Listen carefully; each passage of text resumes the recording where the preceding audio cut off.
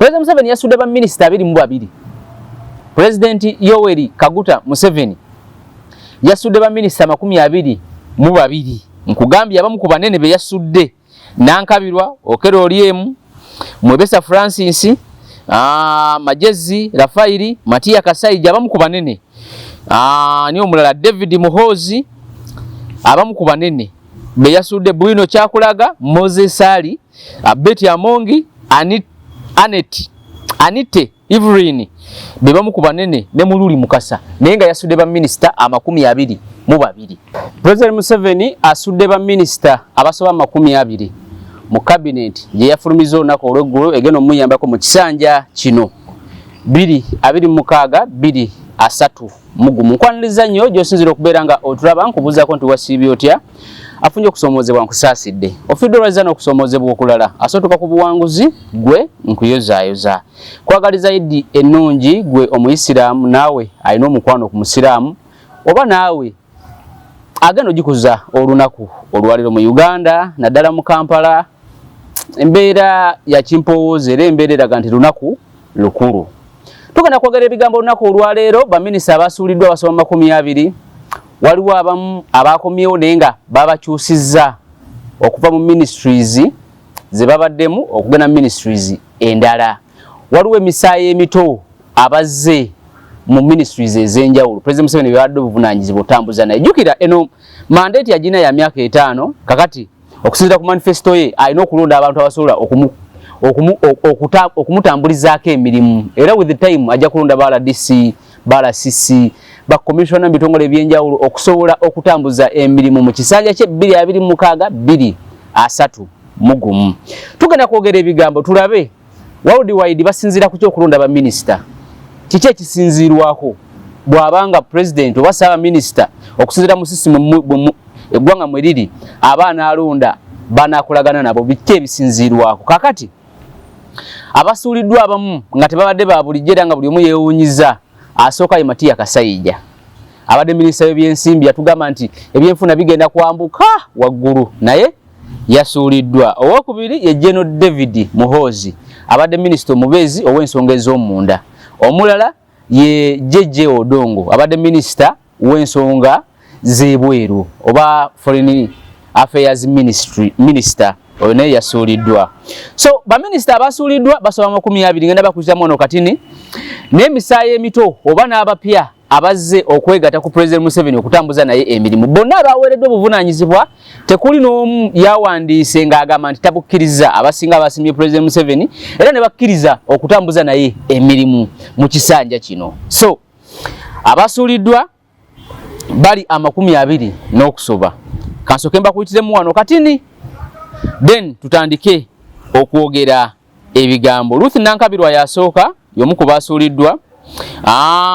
Owokubiri kwaba abasuuliddwa ye Obiga Kania abadde mu security eyo.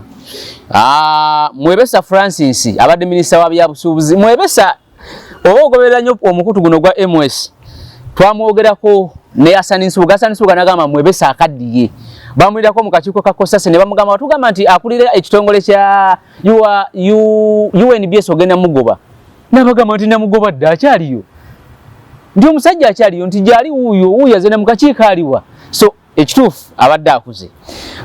Then abalala abasuuliddwa ye Matia Kasaija nga bwe nkugambye. Majezi Rafairi abadde minisita wa local government. Majezi ono yegulira nnyo erinnya mu budde bwato gikwateko mu mbeera eyo. Majezi yegulira erinnya era we yasinziira okufuna obwa minisita. Adowa Christine naye yasuuliddwa. Mululi Mukasa abadde wano mu public service naye yasuuliddwa. Kaduku Moliku abadde mu ministry ey'ebyobulamu naye yasuuliddwa. Anite Evelyn we have the support of the Maje oyo naye yasuuliddwa. Betty Amongi abadde omwami nga ye mukyala wa Jimmy Akena naye yasuuliddwa naye bamulipulesinze okusinziira n'owa UPC. Maybe President Museveni yafuna obutakwatagana wakati wa family ya Akena naye okukakana mukyala wa Akena naye yamusudde. Omulala yasuuliddwa ye Cheptais Moses Ali yasuulidwa naye wadde yasuulidwa mutabani we Siraje Moses Ali naye yaleeteddwa mu kifo ekyo naye ye Moses Ali yasuulidwa Jeje Odongo yasuuliddwa Nambozo Florence ava Busogeeyo yasuuliddwa Bwino Kyakulaga abadde minisita omubezi ow'ebyowo bulimi naye yasuuliddwa Kenneth Omona yasuuliddwa Peter Lukeris naye yasuuliddwa David Muhozi yasuuliddwa Obuwa Amson oyo yekibiradde bitegereka yakuwa akalulu wa UPCA yamukuba by all means abatasobola kudda yasuuliddwa Asamo Helen yasuuliddwa Henry Okero Oriem musajja ali awo munene abadde ndooza minisita omubezi ow'ensonga eza Uganda n'amawanga amalala yasuuliddwa Nankabirwa Ruth abadde minisita owa energy amasanyalaze n'ebirala yaliko mpaka wa parliament ng'akiikirira abantu ab'ekibuga ate era ng'ogyeko okubeera mpaka wa parliament okiikirira abantu b'ekibuga yaliko chief whip mu parliament owa NRM Mwebesa Francis yasuuliddwa President Museveni yasuudde ba minisita 22 President Yoweri Kaguta Museveni yasuudde ba minisita 22 nkugambye abamu ku banene be yasudde Nankabirwa Okero Oriem Mwebesa Francis Majezi Rafairi Matia Kasai abamu ku banene ni omulala David Muhozi abamu ku banene be yasudde Bwino Kyakulaga Moses Ali Betty Amongi Anite Evelyn be bamu ku banene ne Mululi Mukasa naye nga yasudde ba minisita 22 worldwide kiki ekisinziirwako okulonda ba minisita notonwe mu Uganda batoloso mu mawanga amalala okusinziira mu system mubeera parliamentary oba presidential mu parliamentary saa minisita asinziira kuki for example Bungereza asinziira kuki Ethiopia asinziira kuki mu presidential system nga mu America nga mu Uganda nga mu Kenya president aba asinziira kuki ebisinzirwako biri bisatu nyingo 3 ezisinzirwako kulonda minisita enyingo esooka ya reward ayawangula oba president oba saa minisita n'asiima omuntu gw'asiimye ng'ekyamazima abaddewo njakuwa ekyokulabirako Evelyn njakuwa ekyokulabirako kya Nammeere nti abaddewo mu NRM era akoze emirimu kati Nammeere asobola okuba nga mweyajjidde nga minisita reward worldwide ntonwe mu Uganda batoloso mu mawanga amalala abakulembeze basiima nagamba musajja wange entambudde naye okuva nga nkyali mobilizer okuva nga nkyali RDC kakati kino saagala okibalire bubalizi ku President Museveni njagala okibalire ne ku muntu afunye obwa minisita PA gwaleeta abamukwano gwabadde naye kuva dda Nabbanja nga bwe yafuuse saawa minisita gwaleeta okubeera ADC wa mutambulirako akolanga ow'okulusegererwe alina kubanga abadde naye kuva dda amusiima because ebintu abiguddemu waliwo be bali wadinze mu cabinet eno nti enyingo esooka oba ensonga esooka enkulu president ne saa minisita mu mawanga gonna si mu Uganda muka okulonda minisita esooke bayali wadi okusinzira bwakoze emirimu abadde ati amubolazingidde ati ekibiina ayeewo ati omubiri n'omusiima olwali wadi era waliwo abasiimiddwa olwali wadi ekyokulabirako nkwadde kya Nammeere nti ekyamazima abaddewo balamu abaddewo kuva dda nga era teyeemotyamoty agamaze ndi waki wa NRM nga n'omubiri aguyiwawo ne ssente aziyiwawo so oyo bamuwa bwa minisita bamuweera mu nsonga yali wadi kumusiima ensonga y'okubiri y'ensonga ya regional balance ebitundu okubalansinga nga bagaba bwa minisita ekyo kibeera kizibu nnyo obudde obusinga mu nsi ennene nti ensi erina akawumbi kalamba ak'abantu ensi etudde ku bwaga nti nnene kati gabe nga Russia ogenda kukola otya okubalansinga ngenda kuwa ekyokulabirako ku muzikiti Cold Kampala Mufuti Mubajje bw'abadde asaaza wano ku Yidi agambye nti abasiraamu yatunudde nga abasiraamu tebasasuddwa kimala kireza tebabawadde eyebadde muli wadi tebabawadde liwadi yaabwe kati regional balance Ssaaminisita bw'ava Bunyoro eyo Bunyoro ebemaze okufuna kubanga abe Bunyoro Ssaaminisita Robinah Nabbanja bwe bamuvuga mu bugome ne bamuzayo wadde talina buyinza batuwulira ddala ne batunula nga bali mu buyinza ab'amagye ne babuuka ku mmotoka waliwo emuggulire kkubo waliwo emuva emabega waliwo neri mu makkati bwe baba tennabafulumamu ne bamukubira saluti ne baggula oluggi n'afulumamu abe Bunyoro bwe batunula ekyamazima batunula nga balaba bali mu gavumenti. Eyo yensonga ey'okubiri regional balance nti bw'okwata Kiwanuka Sekandi nga liwe wamukwata n'omuwa ekifo okubeera vice president bw'abuukamu ng'atuuse mu bitundu by'e Masaka n'ewalala mu Buganda Abaganda balaba nti tuli mu buyinza so aba alina okubalansinga ebitundu ab'Ekalamoja kyova olaba abawa n'akwata Betteso n'abawa yensonga lwaki waliwo abadde balina okubeera ku lisiti naye olaba nti ow'Etteso bamuwadde obwa sipiika kati wano tusobola kukibalansinga tutya ekyo ne bakimaliza ekyo nti ensonga ey'okubiri y'ensonga ya regional balance ebitundu okubibalansinga omukulembeze abeerako yensonga lwaki nti Moses Nsaali bw'amugjawo aleeta mutabani we yensonga lwaki nti Ayume yaliwo mu West Nile nga w'amaanyi Ayume siniya yaleese mutabani we okumuwa obwa minisita abe mu West Nile bakirabe nti bali mu buyinza yensonga lwaki obakwata Kayuula ab'ekisolo bava ekisolo ne bajja ne baga President Museveni otata muntu waffe tetugenda kuwa kalulu regional balance omukulembeze worldwide nontomwe mu Uganda kati njagadde kuwa bye basinzirako nga balonda ba minisita si mu Uganda mokka ne mu nsi endala zonna regional balance ekozesebwa abamu basobola okwebuuza ebibuuzo nti amawanga agamu manene bw'ogamba regional balance batogenda kuba baminisita bangi waliwo region ezo zoba weetaaga okubalansinga kubanga akyalina obalansinga akyalina okugaba obukiiko obusinga mu palamenti bwa NRM kati ne mu kubugaba era naye alina obalansinga naye era abalansinga asinziira ku bukugu waliwo ebitongole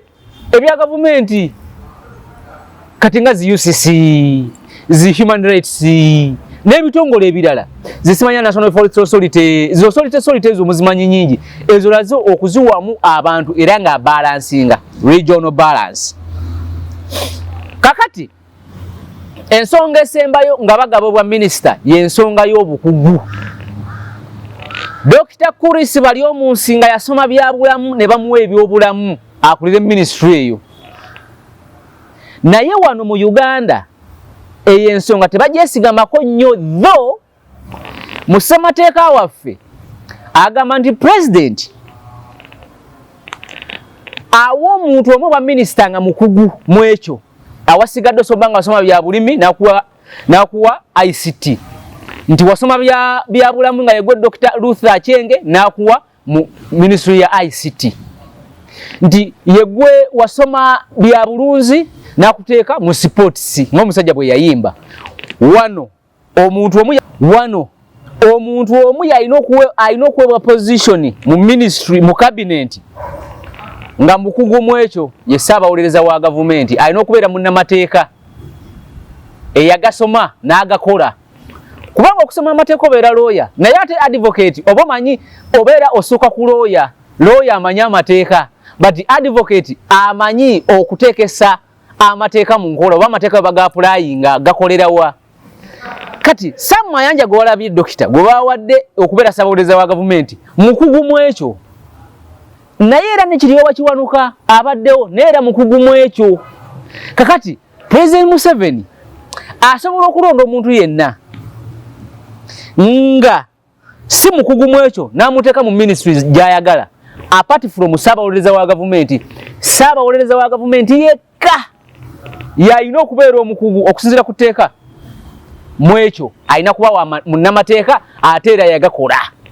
yagasoma bamala okugasoma n'agakola is a lawyer and is advocate kitegeeza lawyer knows the law advocate knows how to apply the law kati ekyo bwe kiri mu mawanga amalala kino ekyobukugu kyawukanako naffe mu mawanga nga Bungereza bakuwa okubeera secretary wa foreign affairs oba minister of foreign affairs nga oli mukugu kati nga kye bawadde Adonia Yebale nti Adonia Yebali diplomati yasoma diplomacy nti mukugu mu nkolagana y'ensi n'amawanga amalala era kye bamuwadde kimugwana kati mu mawanga Bungereza, Amerika, Bufaransa, Germany, Denmark ne walala nja kugereza kwago bakuwa okusinzira ku bukugu bwo oli mukugu muki ndi nasoma bya bulimi na bulunzi ne bakuwa ministry eyo kubanga obumanyi buli kimu kye kitegeeza bino byawukana ko ne wane waffe bakuwa obwa minister okusinzira babagadde okujja kusabawoleza wa government yekka yayina okubeera omukugu mu ekyo. So ensonga ssatu ze basinziirako nzikumenyedde. Ensonga esooka yali wadi okusiima omuntu oyo era nga bulijjo buli omu asiima omuntu gw'atambudde naye kubanga ne President Museveni ne ba president abalala ne Ssaaba Minisita nani nabo bantu balina abantu baabwe ababayiriddewo omubiri yensonga lwaki Dr. Crispus Kiyonga era ffe tuli ku parliament bwe yajja okulaba nga tumuyita honorable minister ffe nga tukimanyi balina omuwa obwa minister kubanga ekyamazima abadde n'omusajja mu gy'ekinana yali naye n'amuwangulira n'ekifo okumanya nti yaliiro yeri gyali n'amugaana n'okulayira banne balayira 29 December 1908 n'atalayira wanaani president w'ogwaso ogamba tolayira n'otalayira batini kati loyalty eyo batambudde bonna omusajja yangamba wa myaka 79 awe nali mukolako interview 7 egyo batambudde bonna abadde alina omuli wadinga ekyo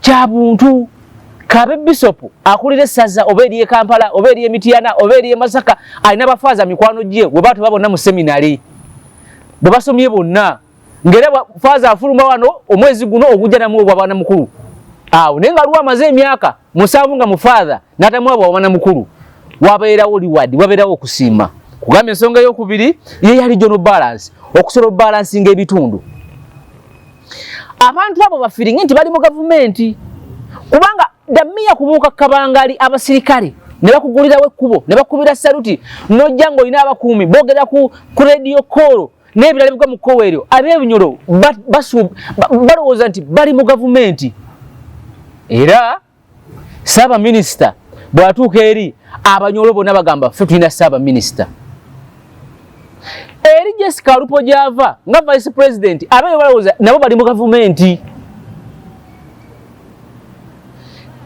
Kadaga mu Busoga gy'ava okumuzzaawo nga minisita wa nsonga za East Africa ne first deputy prime minister era n'ab'e Busoga era nabo balaba bali mu gavumenti kitegeeza nti ebitundu oba bibalansinze ekirala nkugambe kya bukugu weetaaga omuntu ng'asoma tekinologiya ebyamawulire abitegeera nga Alan Kasujja bamuteka ku media center nti ye yagasakako n'agasoma n'agankalinga ate nga ne ku university ge yasoma akavalinze mu Masasi muki temulina kye mumulimba kubanga okusoomoozebwa kutusinga okusanga endi waneeno sebo endi jangu ate wa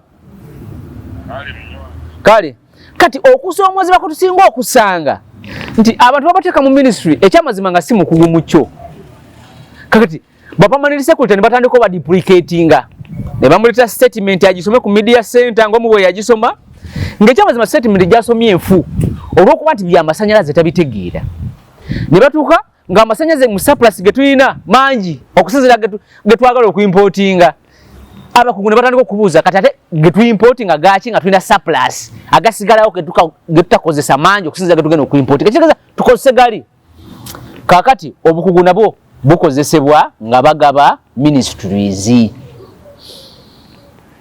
ekituufu wano mu Uganda kizibu okuwa omuntu wa minisita n'abugaana ne waba yatabuka ne President Museveni so President Museveni mu cabinet eno ebisooka ebyokuyiga abantu bye balina omuyigako mu cabinet ye gye yafulumizza nti talina mpalana ya lubeerera era talina mukwano gwa lubeerera nti talinga bano abamuvuganya kubanga abamuvuganya ensobi gye bakola bo balina empalana ey'olubeerera naga nti oyo twamukyawa ne bana mpaka zina lusijja kumwanjula naye ate ebintu bye tulimu bibeera bya ggwanga si bya buntu national issues ensonga ezitwala abantu mu maaso ekyokulabirako kyenja okuwa mu cabinet eno kyakulabirako kya General Henry Tumukunde.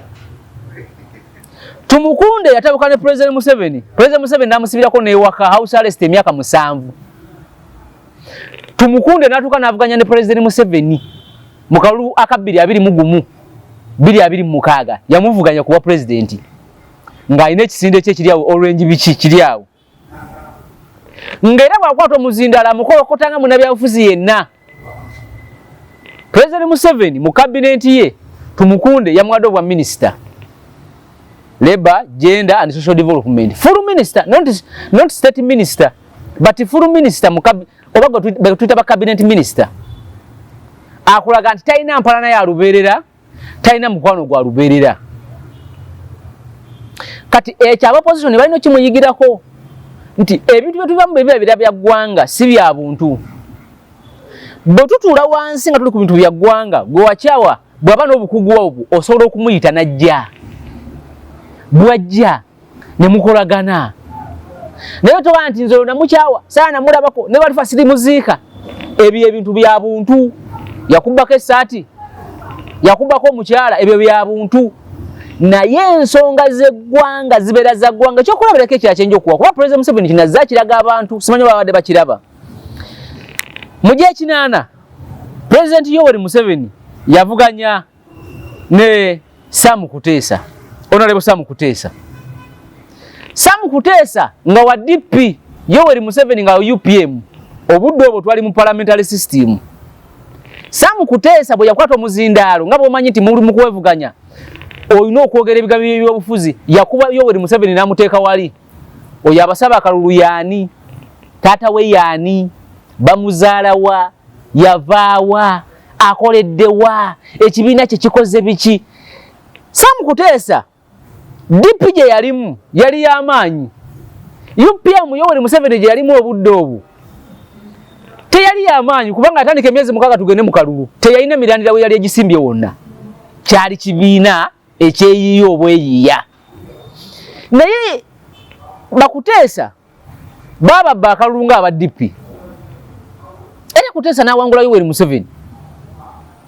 Yoweri Museveni n'agenda mu nsiko. Bw'ava mu nsiko nga gusse Katonda mutaasize oba amuyambye. Kuteesa bakolaganye ne Yoweri Museveni okutuuka olunaku olwaleero. President Museveni teyagamba nti ono yankuba emiggo gy'ebyobufuzi nga tuli mu kalulu k'ekinaana naye yalaba capacity, capability, public acceptance gy'ayina eri public n'amuwa n'obwa minister batambula bonna ne kakati bakyali bonna. President Museveni yayawukana bubi nnyo ne Amama Mbabazi. Era President Museveni ne Honorable Amama Mbabazi waliwo abantu abayawukana ku lwabwe babiri. Wadde bayawukana naye tamusuulanga. Amusindika ku mirimu egy'ekikugu. Twamulaba bulinga yaniriza n'aba president abagenda okujja okubeera mu kulayira kwa President Museveni. So ekyokuyiga ekiri mu cabinet ya President Museveni nti President Museveni tayina mpalana ya lubeerera ensonga z'eggwanga zibeera za ggwanga ensonga lwaki Tumukunde amukwata n'amuleeta mu cabinet. Era Tumukunde ku mukutu gwe awandise nga asiima President Yoweri Museveni okumuwa obwa minister era n'agamba n'emirimu nja kugikola. Ekyokulabirako ekirala kya Kadaga. Kadaga bavaawo bubi nnyo ne President Yoweri Museveni ku Kyaseeke. Kadaga yakwata omuzindaalo n'agaana ogamba nti oyo gwe muleeta tanaaba namala myaka 15 mu kibiina. President Museveni n'amugamba nedda twagala ono. Mu kabinenti ye yamukomezzaawo teyamusudde olw'okuba tamwagala. Twalaba ebyali mu NUP mu kugaba kaadi Mpugo okugambako n'ogimumma, Abedi okugambako n'ogimumma, Segono okugamba nti ekyamazima nti ono bw'amalako ebisanja 2 nze nja okuba pulezidenti w'ekibiina naye n'omumma tikiti. Kati obukugu bwono bulaga nti alina ebigendererwa ebigazi era ebinene okusingako ku bano abamuvuganya.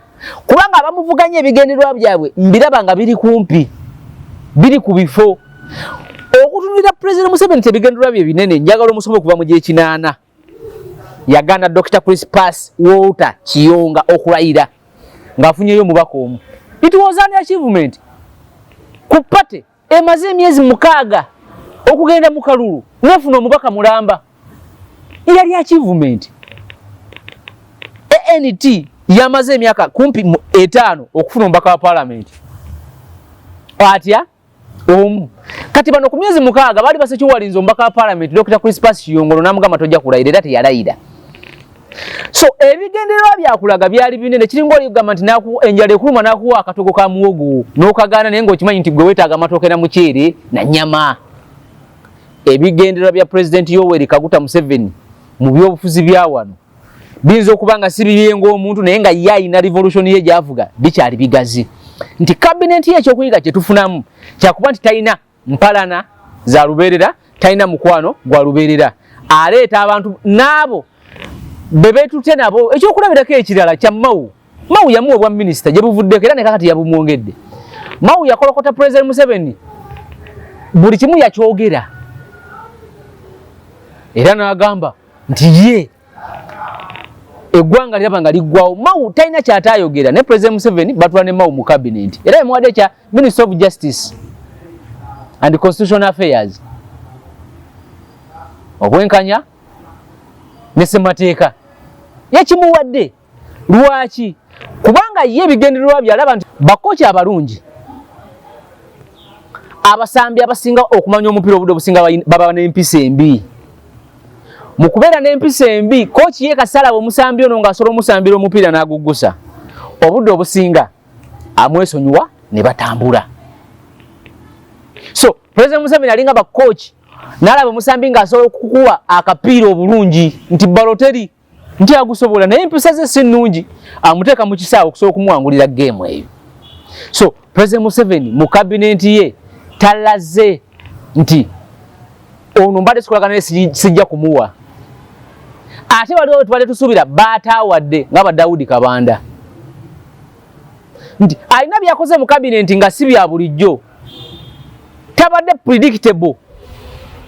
predicted nti osobola omupredictinga noga nti agenda kuwa David Kabanda n'amuwa okujjako Namirego na predictinga ne Dr. Crispus Kiyonga bubo yabawadde tabadde.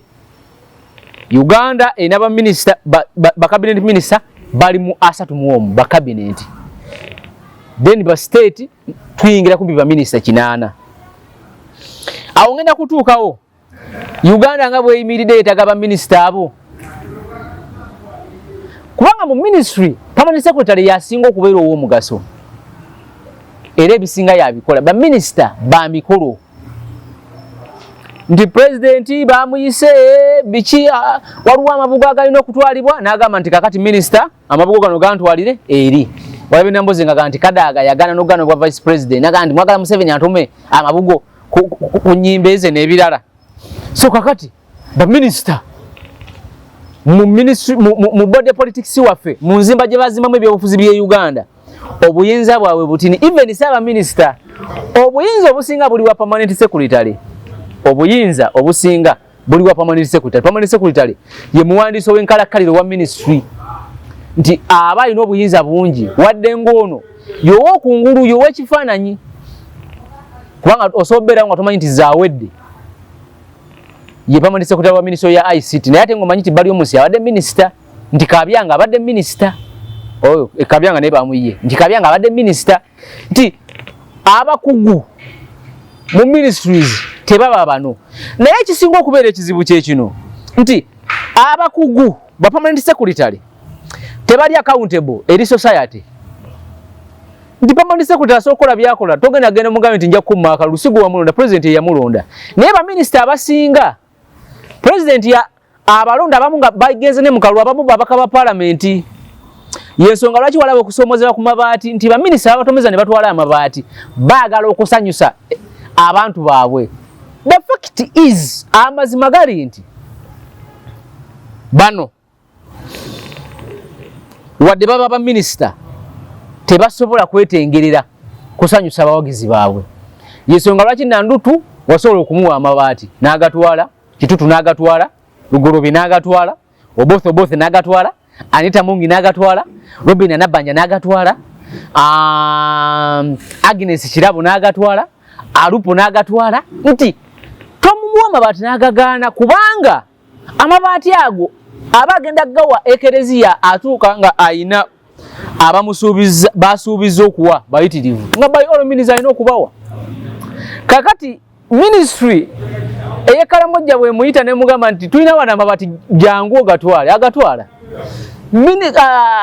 OPM Office of the Prime Minister bwe muyita agatwala lwaki kubanga yali accountable eri abantu bano n'abatali ne ba minister nga siba bakaba parliament nga ba ex officials ekyamazima baba baagala mu kisanje kijja kyobola abanabakoba balwanye okufiirawo bano Basekindi balwanye okufiirawo n'abalala abatabadde babaka parliament nga baba minister kyovola baba nankabirwa bayiridwa mangu because they are not members of parliament si babaka parliament.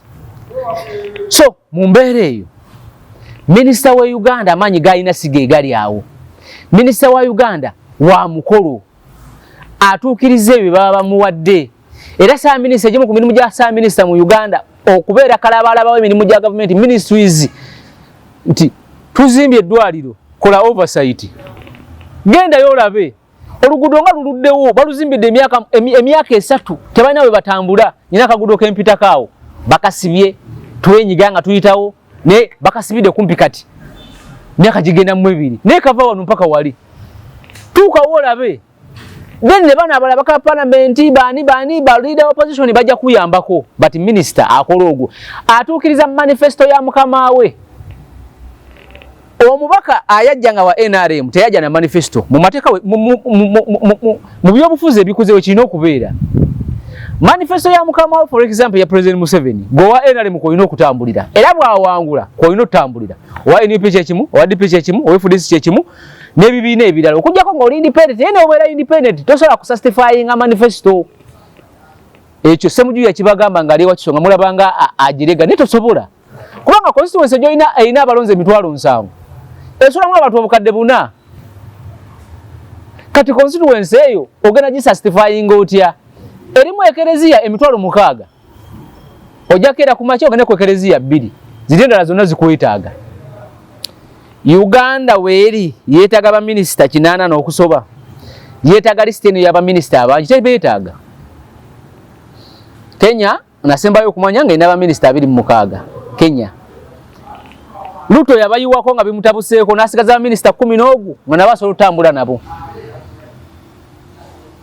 Mu East Africa nkakasa Uganda yesinga ba minister abangi abasinga bakola ki naye kugambye bibayitamu okubawa era abamu obamala okulayira bagenda bagwa convoy zaabwe abasirikale ababakuuma aba IO investigative babayita ba investigative officer ababatambulirako jukira ba IO balina okulipotinga minister akoze eki n'ebirala bigwa mu koweere era buli gwe bakuuma bamumuwa aba office okuva mu police okusingira da mu CID naye abambega omukesa omunoonyereza ayambako government okujuwa information oba amawulire ba minister bangi kubanga ne bogamba ku regional balance nga we nagambye you cannot justify that. Tosobola kugamba nti regional balance yonna kubanga era waliyo kati abanyize kati tulina district zonga zirowooza zafuuka region kwabo kanti buli region yasavali giweeyo omu wano mu Uganda omalizo ina ba minister nga 27 buli region ne bogamba buli sub region giweeyo omalizo ina ba minister kinene nyaga kati buli minister inofuna omusaala bobamba ka parliament yongo ofuna omusaala omulala kati Kenya yeche tusinga konti bakuwa minister obaka ba parliament obulizayininga kati notambuza ogwa minister kitegezo ofuna omusaala gumu kakati wano tuyina ngoli minister ogwo omusaala agufuna ngambaka parliament ogwo omusaala agufuna nalawe ensezo nazifuna kati kitegeeza nti abantu abasinga ba minister abaka ba parliament by all means bayina okufuna sente ezo mpitirivu kati ku economy yaffe kubanga tugamba nti economy eri mu trillion 84 nga budget naye ekintu ekyo tekisoboka economy ino gifiiringa mu nsawo bugagamba nti sente zeeyongere mu bantu naye ino zifiiringa osobanga toyina nenga bwogenda okuwatanya osobola okuvayo n'emitwalo 2 naye omuntu akeera kumacha naveewa kiso nayengera ekibuga navaamu nga alina 13,000 ku 13,000 zaalina nga alina olinyako taxi ya 12,000 ate nga naye alina okusooka n'atambula n'atuuka namungona ku lawundi okulinya taxi y'ebbiri egenda okumutuusa kati nga olina n'amafuta agafa agawa ne Uganda nga gayingidde nusu kasanvu kitegeeza nti ateesobola mu economy kizibu okugisobola. So ba minister bangi nnyo Bungereza kyetwawukanako nti yo baminisita beeronda naye tebasukka 3. They are not more than 30 ministers. Abala bakola volunteer work bakola okuyambako nga tebasasulwa nga bafunayo ka allowance. Kakati nalabye Tayebwa na deputy speaker yabaga bane nakoyo okubeera speaker nakoyo okulaba speaker ngalinga moving ATM nabagamba nti zebananga ekisanje ekiwedde mbadde sobola kuyingira office nga sina milioni 2 abaka babeerawo tuyambo tuweyo ku sente tuyambo tuwoleyo naye nga bonna bafuna emisaala. Kati baminisita baffe wano obudde businga beewa binene bye batasobola kukola era bye batayina mu mandate yaabwe. Kati bagenda okumaliriza era nga nabo bafuuse moving ATM nga minisita wa landizi agenze okutawuluza enkana z'ettaka naye ate olumu olutawuluza enkana z'ettaka nga bamwagalamu kakasente nga by all means alina otuma omwana ku ATM aletee milioni 3 oba mugambe genda ku mobile money oletee milioni 2 ozibawe.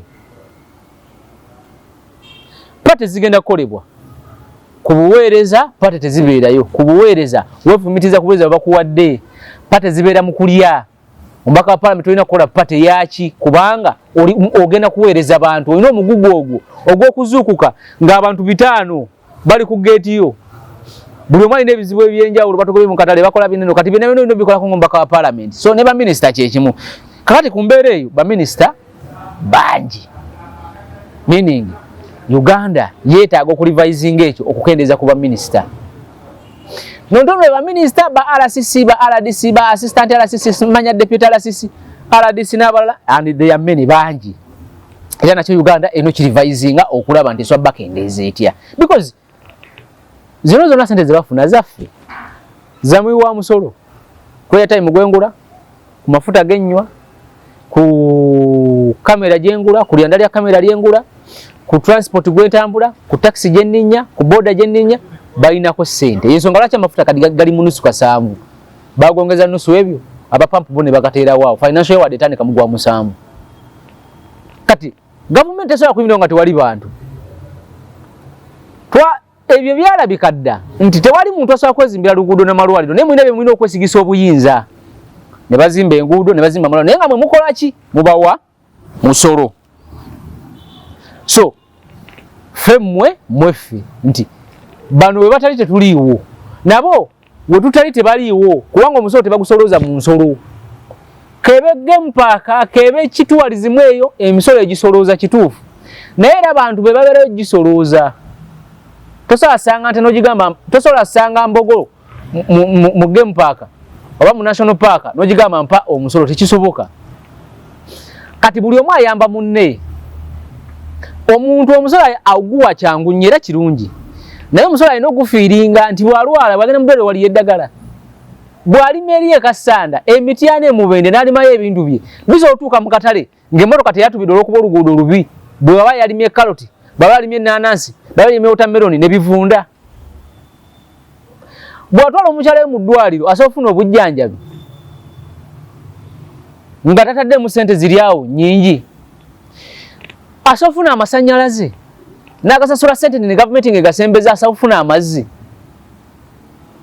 Bw'aba mulimi pesa esobola okubeera stable nti bw'aba alimye kasoli nga ali ku nusu 5 n'amukungula nga akyali ku 5 si kumulima nga ali ku nusu 5 n'amukungula nga ali ku nusu 2 kubanga byowe ebiri ogenda mbaka ne weewola ssente n'ogenda manende ne weewola ssente nga bakuvalidde obumonde bukola nti era ensawo y'obumonde ya mitwalo bwegiti nti n'omanya nti season wenaatuukira ssente ojazizayiwa manerenda ne oba mu banka gye wazijje ogenda omaliriza ng'obumonde obadde w'emitwalo 4 ensawo ng'omaliriza ng'obumonde obadde w'emitwalo 4 ensawo ng'etuuse ku mitwalo 2 kitegeeza ssente zikusaze.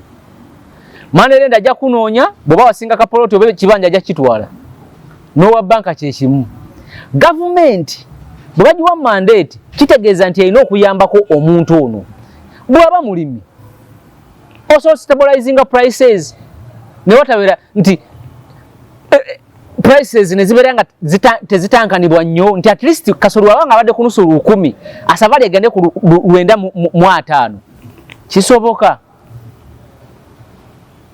Then abantu soba wa services enguudo amazzi amasannyalaze amalwaliro ne services endala eyo ye government gye bawo obuvunaanyizibwa abalimi osoba kama ntimba wadde yoka weva mugende mu banka kati bagiyita Palo Bank eyo yaffe ya Uganda mugende mu banka mwewoleyo sente ku price ku banka renti etini muzizeyo kubanga eggwanga okubeera eri amanyi lino okubeera n'emmere emmere erimibwa bulimibwa lino okubeera n'amazzi lino okubeera n'amasanyalaze lino okubeera n'ebyokwerinda America gigisa super power ebyo byonna byenjogerako ebiina making sure nti abalimi bayo bakabejja ebateeka mu sente ne balima ne basobola n'oku providing the society kumpi namba nti omulimi omwe asobola okubeezawo district y'Emityana namba naye oyo omulimi tabeera yekka gavumenti esobola okumuwa weva esobola okumuwewulirako that is kati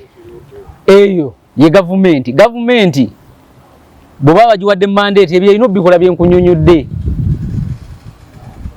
si yakugamba nti egenda kujja mu kikubo ebateekeko embeera ebasolooza omusolo temugulaba nako kyegukola gavumenti mandate yayo ebeera eyo erina okuyambako omanyi nti gavumenti evunaanyizibwa n'emmere webeebuze mu katale nti amatooke matini tegakyalabika tegakyayingira abalimi abamu basobola okubeera nga beewola ssente ne badduka banka ne zibatwalaganya 10 so gavumenti teina kubeerawo bubeezi kukujjako musolo naye erina okubeerawo n'okukubeererawo kakati nga maliriza kankuyisizeemu mu lisiti eno eyafulumye ey'abaminisita n'ababeezi baabwe President Museveni ejjafulumizza olunaku olw'eggulo byentegeddeko nti bugenze okukya ng'abamu bali mu pate bali mu kujaganya nga Ssaabaminisita Robinah Nabbanja oyo ye musanyukiddeko okumwongera kwa Ssaabaminisita bagibadde bamukuba nga bagamba tomwongera mubbi nnyo naye bamuwadde Vice President nga bulijjo Jessica Rose Apero Alupo Major retired Right Honorable Prime Minister era nga ye lead of government business mu parliament ye Honorable Robinah Nabbanja First Prime Minister and Minister of East Africa Affairs Right Honorable Rebecca Kadaga Second Deputy Prime Minister and Deputy Leader of Government Business in Parliament ye Dr. Kurisi Walter Dr. Crispus Walter Chiyonga Second Deputy Prime Minister and Minister without portfolio Honorable Rukia Nakadama Minister of Education and Sports Honorable Janet Kataha Museveni Minister Office of the President Presidency Honorable Babiri Mire Babaranda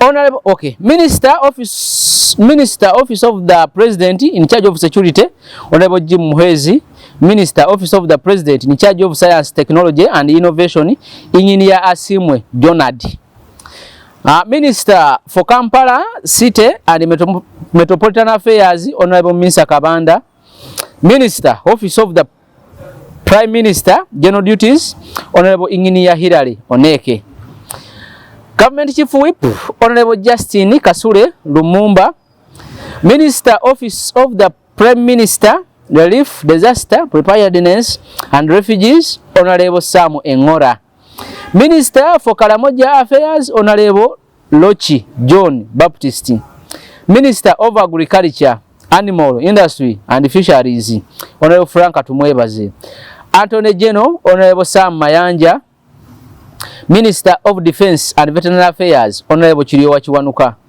Minister of Energy and Mineral Development Honorable Dr. Monica Musenero Musanza Minister of Finance, Planning and Economic Development Honorable Henry Musasizi Minister of Foreign Affairs Ambassador Adonia Ayebale Minister of Gender, Labor and Social Development Honorable Retired General Henry Tumukunde Kakurugu Minister of Health Honorable Dr. Kuris Baliomunsi Minister of Information, Communication Technology and National Guidance Honorable Jane Ruth Achenge Achero Minister of Internal Affairs Honorable Professor Ephraim Kamuntu Minister of Justice and Constitutional Affairs Honorable Nobati Mao Minister of Land, Housing and Urban Development Honorable Judith Nabakoba Minister of Local Government Honorable Baram Barugahara. Minister of Public Service, Honorable General Katumba Wamala. Minister of Tourism, Wildlife and Antiquities, Honorable Tom Buteme. Minister of Trade, Industry and Cooperatives, Honorable Sanja Tana. Minister of Water and the Environment, Major General Kahinda Otafire. Minister of Works and Transport, Honorable Biamukama Fred. Other ministers, kati ba minister bano kati abe ba full ministers, ba minister ba cabinet, abatula mu cabinet. Then state ministers, abali mwasa tumuomu. State ministers, other ministers, kati ba state ministers be bano. Other ministers bali ludda wa. Okay. Other ministers bali ludda wa baga ya chankalanyiza wano. Minister of State. Okay. Some other ministers, okay. Office of the President, Minister of State, Office of the President, Economic Monitoring, Honorable Arum Sandra Santa. Minister of State, Office of the President, Ethics and Integrity, Honorable Okelo Laws. Office of the Vice President, Minister of State, Office of the Vice President, Honorable Mutasingwa Diana Nakunda. Office of the Prime Minister, Minister of State, Office of the Prime Minister, Relief, Disaster, Preparedness and Refugee, Honorable Liliana Aba. Minister of State, Office of the Prime Minister, in charge of Northern Uganda, Honorable Beatrice Akero. Akero. Minister of State, Office of the Prime Minister, Minister of State, Office of the Prime Minister, Northern Uganda, okay, Beatrice Akero Mumaza. Minister of State, Office of the Prime Minister, in charge of Karamoja, Honorable Anyakuna Esther Davinia.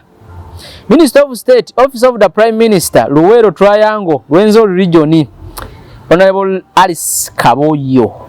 Minister of State, Office of the Prime Minister, in charge of Bunyola Affairs, Honorable Sarah Mary Mugasa. Minister of State, Office of the Prime Minister, in charge of Teso Affairs, Honorable Dr. Angoro Obote. Minister of Agriculture, Animal Industry and Fisheries. Okay, Minister of State. Minister of State. Katiba Minister of State of Agriculture. Minister of State Agriculture, Animal Industry and Fisheries. Honorable Desire Muhoza. Oyo mchala yachikira Kibuga. Bangamba mwala wa mukuru. Minister of State for Agriculture, Animal Industry, Fisheries, Nebirala, Honorable Bright Rwamiramwa. Minister of State for Agriculture, Animal Industry and Fisheries, Honorable Migadde Robert Ndugwa. Minister of Justice and Constitutional Affairs, Deputy Attorney General bamukomezawo nga Honorable Jackson Kafuzi. Lambaka wa parliament ya wangu de. So, memba unembaka wa parliament. Samanja simbaka wa parliament. Okay. Mau mbaka wa parliament. Kwa Minister of Justice. Okay, Attorney General Kafuzi. Then, unaamiuka Samanja. Samanja simbaka wa parliament. Minister of Defense, Veteran Affairs. State Ministers. Minister of State for Defense and Veteran Affairs. Defense. Honorable Chifeza Grace Ngabirano. Minister of State for Defense and Veteran Affairs, Honorable Olelu Huda. Minister of East Africa, Minister of State for East Africa Affairs, Honorable Magode Nkuya. Ministry of Education and Sports, Minister of State for Education and Sports, Higher Education, Dr. John Chrysostom Muyingo. Minister of State for Education and Sports, owa primary, ndoza yabade kaduchu bamujeo nade mwademo erethe nesi wa erethe ye Phyllis Chemutai. Minister of State for Education and Sports, Honorable Peter Ogwanga, Minister of Energy and Mineral Development. Minister of State for Energy and Mineral Development. Energy, Honorable Sidorinis Opolot Okasa. Minister of State for Energy and Mineral Development, Minerals. Honorable Fiona Nyamutoro, Minister of Finance, Planning and Economic Development. Minister of State for Finance, Planning and Economic Development. Owa general duties ye Honorable Sise Mulondo. Minister of State for Finance, Planning and Economic Development. Owa planning ye Amos Lugorobi. Minister of State for Finance, Planning and Economic Development. Owa privatization and investment ye Mrs. Amina Mokalazi. Minister of State for Finance, Planning and Economic Development wa microfinance owa jege ye Honorable Shatas Kutesa Musherura mwala wa Kutesa. Minister of State for Foreign Affairs, okay, Regional Affairs, Honorable Cheyune Aruna Kasoro bamutadde mu Foreign Affairs bamujje mu jege. Ministry of Gender, Labour and Social Development, Minister of State for Gender, Labour and Social Development, Honorable Kutesa Mary Kamuri.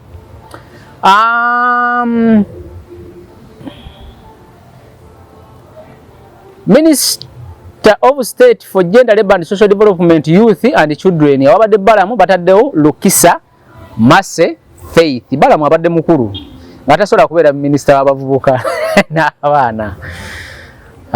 Minister of State for Gender, Labour and Social Development, Empowerment and Industrial Relations, Honorable Simon Mulongo. Bali manyi Simon Muyanga nti akiguddemu. Minister of State for Gender, Labour and Social Development, Disability Affairs, Honorable Achan Joyce Oken.